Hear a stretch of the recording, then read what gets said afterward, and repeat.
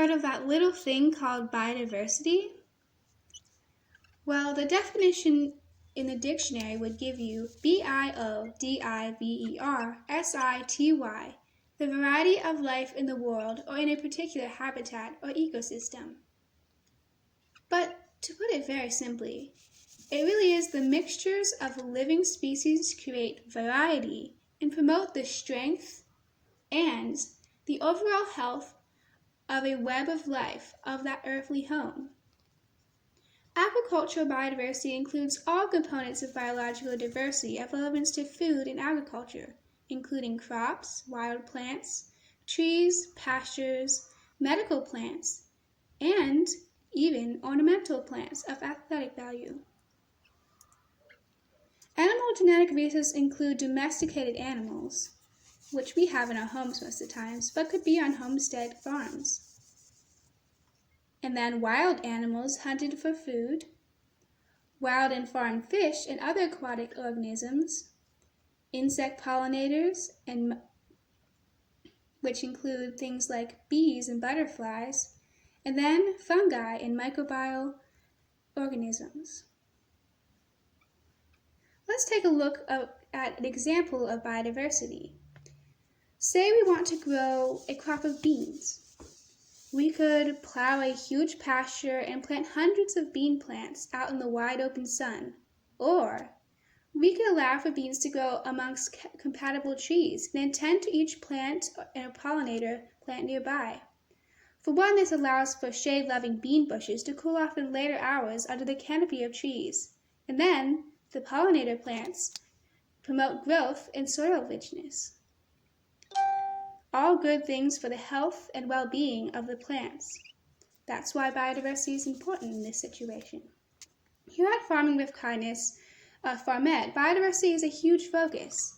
As an educational forum, it serves to help people understand the personal relationships between other animals, humans, and plants, along with teaching the importance of caring for these relationships humanely and with individual love. There are multiple examples of biodiversity in the Farmed, one of which has to do with the rooms. Instead of having a huge herd of goats or a herd of cows here and there, we have multiple of these breeds living together. That includes Moo Cow, Pierre the Anglo-Nubian goat, Ted the Pygmy goat, Dalai Lama the Finnish sheep, and Wooly the southern sheep. They are not all of one breed, which makes them a stronger and more dynamic herd. When grazing, Moo Cow and Pierre are tall enough to reach high vines and branches on trees to eat some yummy leaves and foliage up high. Now, Ted and Dolly and Wooly can come behind and eat through small brush and maneuver their way through tight spaces as they are smaller to fully make use of plant resources around them, other than grass, which also leads to a more varied diet for them than grass, hay, and grain.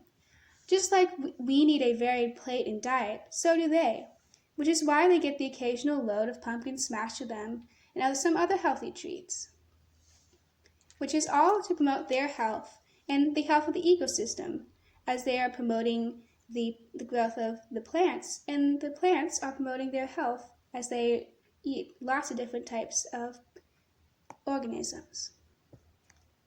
Additionally, there's the example of the birds living on the farmland. They all share one large and safe enclosure, but there are varied breeds within. Most are silkies, which are small, fine-feathered egg layers. But there are a couple Leghorn and New Hampshire and chickens living among them too, not to mention the royalty of the group, the turkeys, Napoleon and Lady Grey Josephine.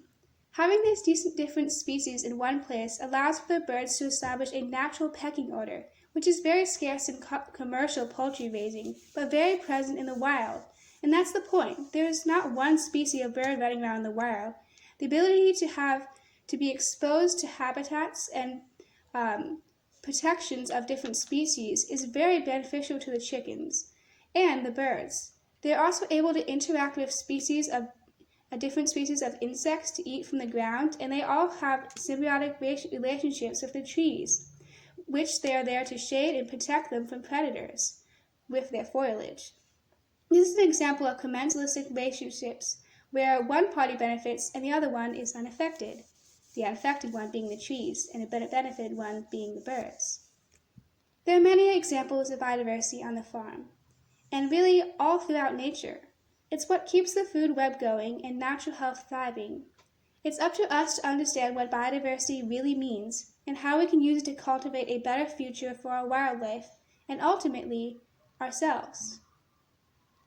The head of the Farming of Kindness Farmette is Charlotte Rich, and I am an intern at the farm. I have loved my experience with experiencing these different situations of biodiversity, and I will forever remember and appreciate the relationships between all living organisms and how they contribute to the environment and to the food web. We all play a part, and that is so evident in this farm that we work at. Please follow Bay Regional Advisory if you'd like to learn more, and please visit our farm if you can.